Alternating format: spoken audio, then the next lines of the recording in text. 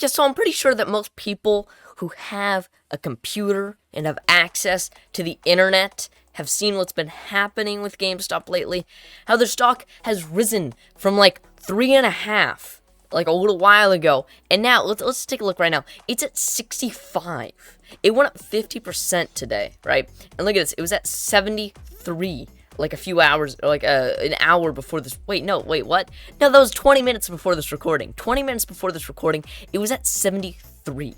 And then so it started at like, oh my god, it started at like 42 today and went up to 73 today alone. And then right now it's at like 65, but that doesn't matter. It still went up like 13. I could be wrong, but I think the GameStop's like, it's like taken off. I don't know what's been happening, but I do have some speculation, and I really just wanted to get a discussion video after this because I kind of called this like a year ago. I know a lot of people were, but there was also a lot of skeptics. There was a lot of people saying, hey, they're not going to transform to the new online business mindset. They're not going to make it in the new market. They're going under within a year. They're done.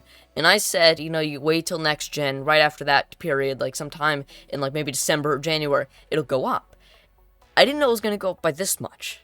So around the time when a lot of people were saying GameStop was going under, right when they were under the heat of fire, they didn't have anything going on for them, they were toast, the stock was about 3.5 to 4. That was what it was at. I believe this was like in June last year or something. It was a long time ago, like maybe May or something.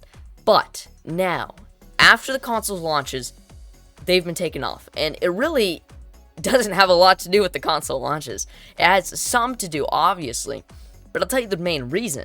The main reason is that even though their like physical sales inside the stores were down 3%, which is basically nothing, by the way, given the pandemic, website and digital sales were up 300%. And sure, that means, yeah, of course, because it's, pandemics, everyone's staying inside.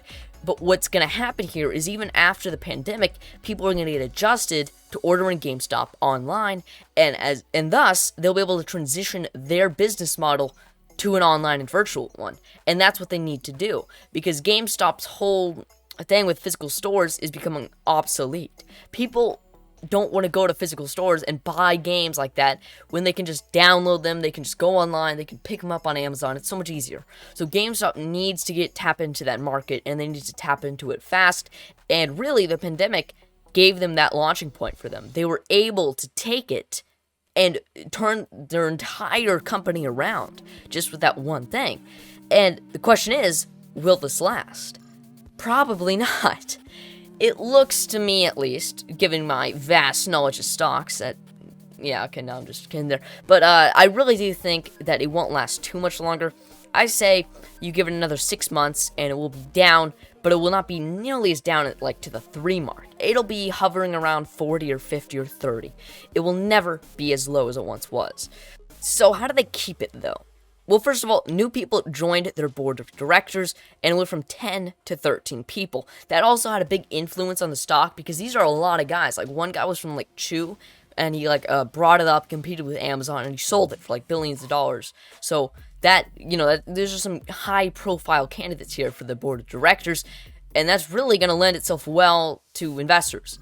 You talk about all these people that know what they're doing in this industry and e-commerce sales, and they're going to say, yeah, GameStop knows what they're doing. They're transitioning to website and digital sales. They were up 300% this year alone. So, yeah, it seems what they're doing. In order to keep this up, I say they need to transition a lot of their retail stores to more like hub places for video games, and particularly retro video games. They need to highlight on those factors as well, and they need to make the physical stores not as much of a place to buy games, but to trade in games, to meet up, to play games, to play retro games, to buy retro games, because keep in mind with retro games and retro collectors, you want to see the game first, you don't just want to buy it. So that's really how they could do that there. And then also, I think with a little bit of esports and some demos, they can make their physical stores a hub and their online stores the more meat and potatoes. Like, the physical stores are the places you go just for fun, but the online stores is where they make most of their money. And yeah, I think that's what they should do. That's really my game plan for what they need to do in the coming years. And, they got Reggie Fils-Aimé, they got that guy from Chew, they got a lot of people working on this. So clearly, what was once a directionless company has now started to find direction and is beginning to actually know what the heck they're doing. because for a while there, everyone was thinking, oh yeah, it's going under. And there was also a lot of people saying the opposite. They were saying, oh, see, once the new console launches, everyone's going to be going to their stores to pick up the consoles.